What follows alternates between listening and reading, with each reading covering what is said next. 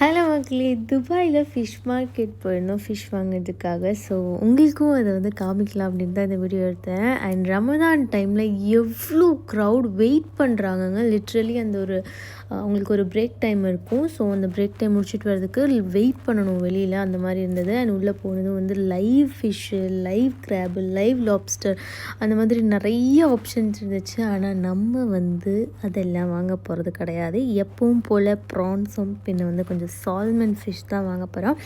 And இந்த நண்டெல்லாம் பார்த்து கொஞ்சம் டிஃப்ரெண்ட்டாக இருக்கேன்னு கொஞ்சம் ஆசைப்பட்டாலும், ஆனால் அதை வாங்கி அதை கழுவி குக் பண்ணுறது வந்து ரொம்ப பெரிய ஒரு போர்க்களங்கிறனால அந்த ஒரு பெரிய டாஸ்க்குக்கெல்லாம் நான் போகவே கிடையாது.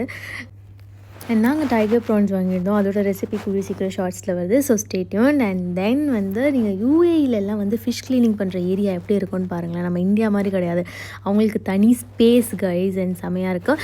அண்ட் தென் உங்களுக்கு இந்த வீடியோ பிடிச்சிருந்தா லைக் பண்ணுங்கள், சப்ஸ்கிரைப் பண்ணுங்கள். நாளைக்கு பார்க்கலாம். பாய்.